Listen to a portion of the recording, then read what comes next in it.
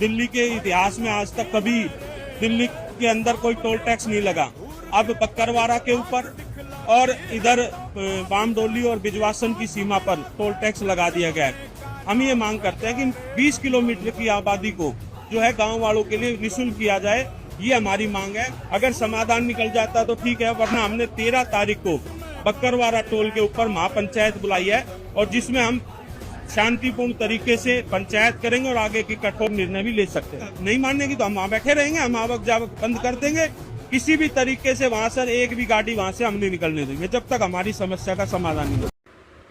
प्रधानमंत्री नरेंद्र मोदी द्वारा 17 अगस्त को जिस UER2 यानी अर्बन एक्सटेंशन रोड 2 का उद्घाटन कर देश व दिल्ली के विकास में मील का पत्थर साबित होना बताया था, वह UER2 दिल्ली वासियों के लिए गले की फांस बन गया है। बाहरी दिल्ली के अनेकों गांवों के ग्रामीण UER2 से टोल टैक्स की वसूली को लेकर एक बड़े आंदोलन की तैयारी कर रहे हैं। 360 गांवों की महापंचायत ने निर्णय लिया है कि आगामी 13 सितंबर को बक्करवाड़ा टोल टैक्स के पास विशाल महासभा होगी। इस महासभा में हजारों ग्रामीणों के पहुंचने की संभावना है। प्रधानमंत्री द्वारा शुभारंभ करने के बाद से ग्रामीण टोल टैक्स वसूली का विरोध कर रहे हैं, लेकिन दिल्ली विकास प्राधिकरण सहित national highway authority of India के अधिकारियों ने ग्रामीणों की मांग को गंभीरता से नहीं लिया है। इसके बाद ग्रामीणों का यह विरोध विकराल रूप लेने की तैयारी कर रहा है।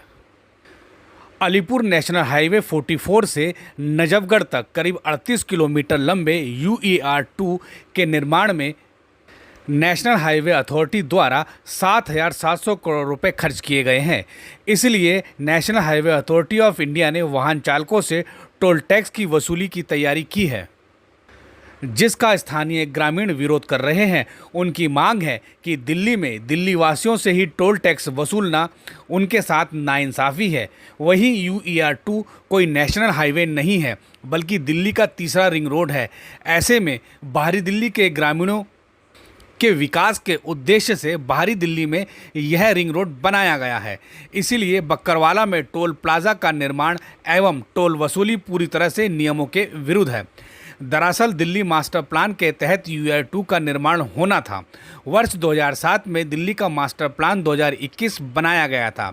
तब राजधानी के 2 करोड़ की आबादी को ढांचागत सुविधा प्रदान करने के लिए एवं परिवहन व्यवस्था को सुदृढ़ करने की योजना बनाई गई थी। इस योजना के तहत दिल्ली में 3 अतिरिक्त रिंग रोड बनाने की योजना बनाई गई थी, जिन्हें UER1, UER2 और UER3 कहा गया था। योजना के तहत दिल्ली विकास प्राधिकरण ने 2018 में UER2 का निर्माण कार्य आरंभ किया था, लेकिन विभिन्न रुकावटों की वजह से दिल्ली विकास प्राधिकरण ने UER2 के निर्माण से अपने हाथ पीछे खींच लिए थे।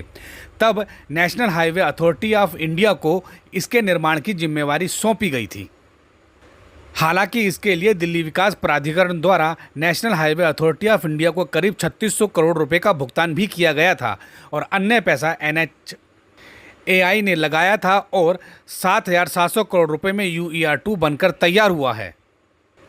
NHAI ने इसके निर्माण के लिए करीब 5 कंपनियों को निविदाएं आमंत्रित की थी।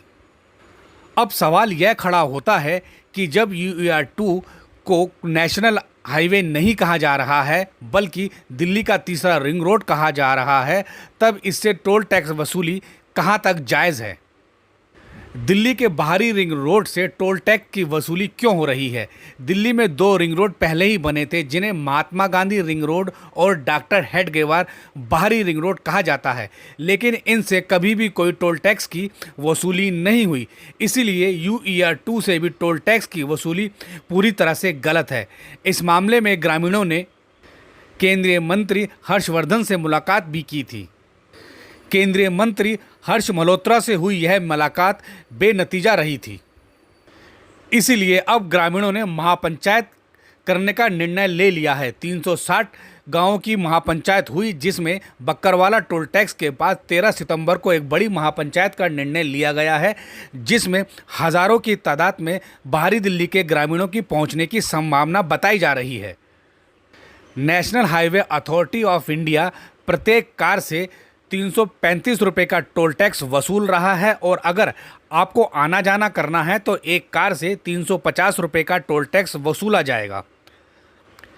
हालांकि 300 रुपये का मासिक पास बनाने की चर्चा भी जोरों पर चल रही है। अलीपुर से नजफगढ़ तक UER2 के निर्माण के लिए national highway authority of India ने बकौली, होलंबी कलां, होलंबी खुर्द, खेड़ा खुर्द, बवाना, नरेला, पूट खुर्द, सुल्तानपुर डबास, कराला, मुबारकपुर डबास, किराड़ी, रानीखेड़ा, सांवदा, मुंडगा, बकरवाला, दिचाऊ कला, नजफगढ़, मसूदाबाद, ताजपुर खुर्द, झड़ौदा कला, अलीपुर, घोगा, रसूलपुर, लामपुर, बापरोला सहित कई गांवों की ज़मीनों का अधिग्रहण किया था। हालांकि इसके एवज में ग्रामीणों को मुआवजा मिला था, लेकिन ग्रामीणों को उम्मीद थी कि UER2 बनने से उनके इलाके में विकास कार्य तेज़ी से हो सकेंगे और उनके क्षेत्र को काफ़ी बड़ा फ़ायदा होगा। लेकिन अब ग्रामीण इस बात को लेकर परेशान हैं कि उन्हें UER2 से गुजरने के लिए टोल टैक्स देना होगा।